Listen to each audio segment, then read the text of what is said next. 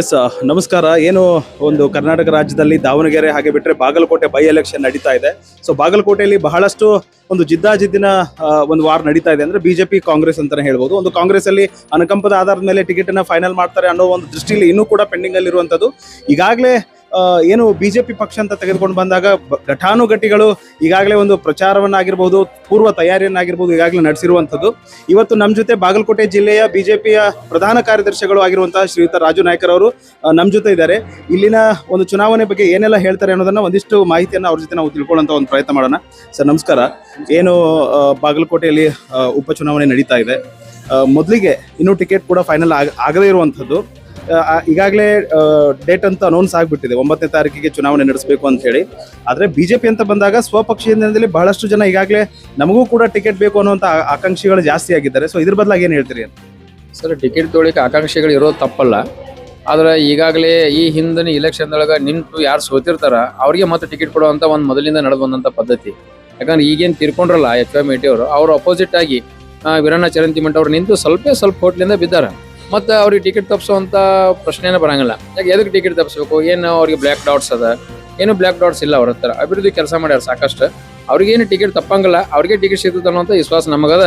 BJP party ಇಲ್ಲಿ ಗಟ್ಟಿ ಮಾಡಿದ್ದಾರೆ, ಅವರೆಲ್ಲ ಕೆಲಸ ಮಾಡಿದ್ದಾರೆ ಸಾಕಷ್ಟು ಮತ್ತು ಅಭಿವೃದ್ಧಿ ಪರ ಕೆಲಸ ಮಾಡಿದ್ದಾರೆ. ಅದಕ್ಕೆ ಅವ್ರಿಗೇನು ಟಿಕೆಟ್ ತಪ್ತದ ಅಂತ ನಮ್ಗೆ ಅನಿಸಿಲ್ಲ. ನಮ್ಗೆ ವಿಶ್ವಾಸ ಅದ ಬಿಜೆಪಿ ವಿನ್ ಆಗ್ತದೆ, ವೀರಣ್ಣ ಚರಂತಿಮಠರಿಗೂ ಟಿಕೆಟ್ ಸಿಗ್ತದೆ ಅನ್ನೋದು ವಿಶ್ವಾಸ ಇದೆ. ಸರ್, ಈಗ ಇನ್ನೊಂದು ಏನಂತಂದ್ರೆ ಕಾಂಗ್ರೆಸ್ ಪಕ್ಷದಲ್ಲಿ ಏನು ಎಚ್ ವೈ ಮೇಟಿ ಅವರು ನಿಧನರಾಗ್ತಾರೆ. ಆ ಒಂದು ಅನುಕಂಪ ಆಲ್ಮೋಸ್ಟ್ ಎಲ್ಲಾ ಜನರ ಮೇಲಿದೆ. ಹಾಗಾಗಿ ಆ ಒಂದು ಅನುಕಂಪದ ಆಧಾರದ ಮೇಲೆ ಈ ಒಂದು ಎಲೆಕ್ಷನ್ ಹೋಗುತ್ತೆ ಅಂತ ಅಂದ್ರೆ ಈ ಅನುಕಂಪ ಅನ್ನುವಂಥದ್ದು ಏನಾದರೂ ಎಫೆಕ್ಟ್ ಆಗತ್ತಾ ಅಂತ ಚರಂತಿಮಠ ಅವ್ರಿಗೆ? ಸರ್, ಬಾಗಲಕೋಟೆಯಲ್ಲಿ ಅನುಕಂಪ ಇಲ್ಲ ಸರ್. ಬಾಗಲಕೋಟೆಯಲ್ಲಿ ಅನುಕಂಪದ ವಾತಾವರಣ ಎಲ್ಲಿ ಇಲ್ಲ. ಬೇಕಾದವ್ರಿಗೆ ಹೋಗಿ ಕೇಳ್ರಿ ನೀವು, ಬಾಗಲಕೋಟೆಯಲ್ಲಿ ಅನುಕಂಪದ ವಾತಾವರಣ ಇಲ್ಲ. ಅದು ಯಾಕಿಲ್ಲೋ ನಮ್ಗೆ ಗೊತ್ತಿಲ್ಲ. ಅದು ನಾವು ಇಷ್ಟೆಲ್ಲ ಅಡ್ಡಾಡಕತ್ತೀವಲ್ಲ, ಪ್ರಚಾರಕ್ಕೆ ಅಡ್ಡಾಡ್ತೀವಿ, ಪಾರ್ಟಿ ಕೆಲಸಕ್ಕೆ ಅಡ್ಡಾಡ್ತೀವಿ, ಎಲ್ಲಿ ಅನುಕಂಪದ ಅಲ್ಲೇ ಕಂಡಿಲ್ಲ. ಮತ್ತು ಅಲ್ಲಿ ಕೂಡ ವಲಸೆ ಬಂದವರು ಮತ್ತು ಇದ್ದವರು ಎಲ್ಲರೂ ಟಿಕೆಟ್ ಬೇಕಂತ ಕೇಳಕತ್ತಾರ. ಅಲ್ಲೇನ ಎರಡನೇ ಮಾತಿಲ್ಲ. ಬಿಜೆಪಿ ಒಳಗಿನ್ನ ಭಾಳ ಕಮ್ಮಿ ಇರ್ಬೋದು, ಆದರೆ ಕಾಂಗ್ರೆಸ್ನೊಳಗೆ ಅದು ಭಾಳ ಅದ. ಆದ್ರೆ ಅನುಕಂಪ ಅಂತೂ ಇಲ್ಲ. ಮತ್ತು ಅವರು ಮೇಟಿಯವ್ರ ಅಧಿಕಾರದಾಗಿದ್ದಾಗ ಅವ್ರದ್ದೇ ಆದಂಥ ಒಂದು ಗುಂಪಿನ ಮಾತ್ರ ಬೆಳೆಸಿದ್ದಾರೆ.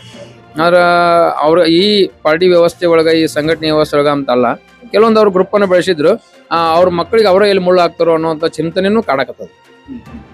ಸರಿ, ಇನ್ನೊಂದೇನಂತಂದ್ರೆ ಫೈನಲಿ ಈಗಾಗಲೇ ಚುನಾವಣಾ ಅನೌನ್ಸ್ ಆಗ್ಬಿಡ್ತು. ಅಂದ್ರೆ ಇನ್ನು ಮುಂದಿನ ದಿನಮಾನಗಳೇ ಅಂದ್ರೆ ಎಲೆಕ್ಷನ್ ಡೇಟ್ ಒಂದು ಫೈನಲ್ ಆಗ್ಬೇಕಾಗಿತ್ತು ಬಹಳಷ್ಟು ಜನರಿಗೆ, ಬಟ್ ಅದು ಫೈನಲ್ ಆಗ್ಬಿಡ್ತು. ಇನ್ನು ಮುಂದಿನ ದಿನಮಾನಗಳಲ್ಲಿ ಅಂದ್ರೆ ಕೇವಲ ಒಂದು 25ರಿಂದ 29 ದಿನ ಉಳಿದಿರುವಂತದ್ದು ಒಂದು ಡೇಟು. ಸೊ ನಿಮ್ಮ ಪೂರ್ವ ತಯಾರಿ ಹೇಗೆಲ್ಲ ಇದೆ? ಆಮೇಲೆ ಈ ಒಂದು ಬಾಗಲಕೋಟೆಗೆ ಮತಯಾಚನೆಗೆ ಯಾರೆಲ್ಲ ಬರುವಂತಹ ನಿರೀಕ್ಷೆಗಳಿದೆ, ಏನಾದ್ರು ಗೊತ್ತಿದೆ? ಸರ್ ನೋಡ್ರಿ, ಮೇಟಿ ಅವರು ನವಂಬರ್ ಲಾಸ್ಟ್ ವೀಕ್ನಾಗ ಏನು ತಿರ್ಕೊಂಡ್ರಲ್ಲ, ಮತ್ತು ತಿರ್ಕೊಂಡಾದ್ಮ್ಯಾಗ ಬೈ ಎಲೆಕ್ಷನ್ ಬರ್ತದೆ ಅನ್ನೋದು ಎಲ್ಲರಿಗೂ ಗೊತ್ತು. 6 ತಿಂಗಳೊಳಗೆ ಎಲೆಕ್ಷನ್ ಆಗ್ತದೆ ಅನ್ನೋದು ನಮ್ಗೆ ಗೊತ್ತು. ಅವರು ತಿರ್ಕೊಂಡ್ರು ಆ 1 ತಿಂಗಳ ನಾವೇನು ಕಾರ್ಯಚಟುವಟಿಕೆ ಮಾಡಲಿಲ್ಲ. 1 ತಿಂಗಳಾದ್ಮೇಲೆ ಡಿಸೆಂಬರ್ ಲಾಸ್ಟ್ ವೀಕ್ಲಿಂದ ಇಲ್ಲಿವರೆಗೆ ನಮ್ಮ ಕಾರ್ಯಚಟುವಟಿಕೆ ಚಾಲೂನ ಅದ. ನಮ್ಮ ತಯಾರಿ ಒಳಗೆ ಅದೀವಿ ನಾವು. ಭಾರತೀಯ ಜನತಾ ಪಾರ್ಟಿಯವ್ರು ನಾವು ಆಲ್ರೆಡಿ ಇಲೆಕ್ಷನ್ ಮಾಡೋದೇ ಇದೆ. ಇಲೆಕ್ಷನ್ ಮಾಡ್ಬೇಕಂತ ನಾವು ಇಲೆಕ್ಷನ್ ತಯಾರಿ ಒಳಗೆ ಅದೀವಿ ನಾವು.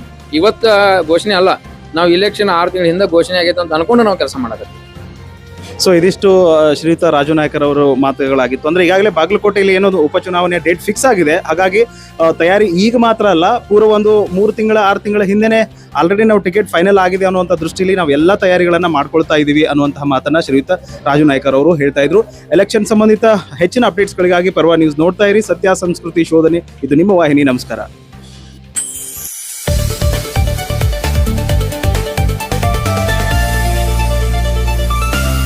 ಪರ್ವ ನ್ಯೂಸ್ ಕನ್ನಡ, ಇದು ನಿಮ್ಮ ವಾಹಿನಿ.